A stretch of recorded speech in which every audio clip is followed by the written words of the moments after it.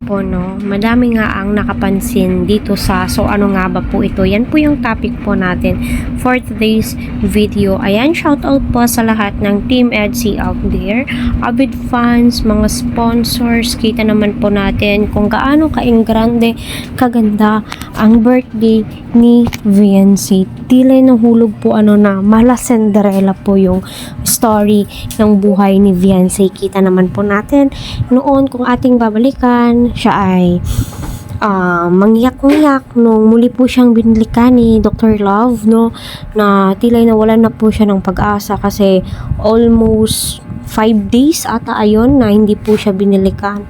Nung binalikan siya, buti na lang ay hindi pa po siya nakapunta sa kanyang tiyahin dahil doon po siya mag-aaral dahil sa hirap po ng buhay. At ayun na nga po, no, laking papasalamat niya kay Dr. Love na ang buong akala niya ay hindi na po siya babalikan, pero hindi po niya alam grabe po talaga, unexpected po yung mga nangyayaring kaginhawaan sa buhay ni VNC.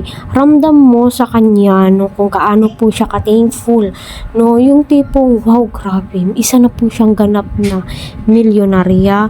Grabe, masasabi mong secured na nga po si VNC dahil sa sponsors pa lang.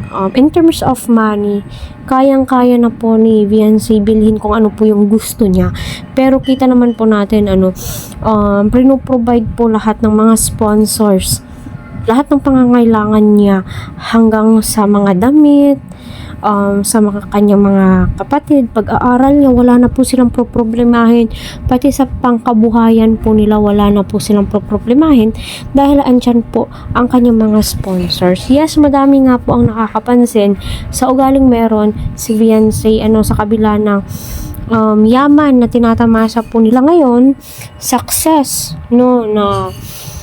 na tulungan po sila ng kalingap. Never mo pong nakita sa kanya na nagmayabang siya, lumaki yung ulo niya. Bagkus lalo po siyang naging down to earth. Anong pansin mo? Yung tilang, di ba yung iba is nasya-shock po sila, lumalaki po yung ulo po nila.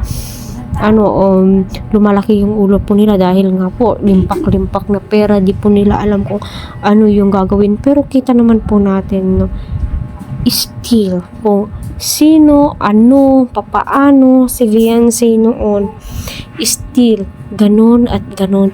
Wala pong nagbago. Ang nagbago lang po sa kanila, ang kanilang tahanan, at saka pananamit ni VNC, okay lang naman yun at yun pa rin po. At ramdam po natin kung gaano ka-thankful si VNC. Lahat naman po ay gustong maranasan kung ano po yung nararanasan ni VNC kaginhawaan ngayon, pero kita mo po sa kanya kung grabe yung paghubog po talaga ng pamilya niya or ng ina niya, ng tatay niya, lahat ng mga taong nakapalibot sa kanya, kasi kita naman po natin kung gaano kabait itong si VNC, di ba? At marami nga po ang nakakapansin sa ugaling ito ni VNC. Never po siyang nagbago, bagkus lalo po siyang naging mabait at very down to earth.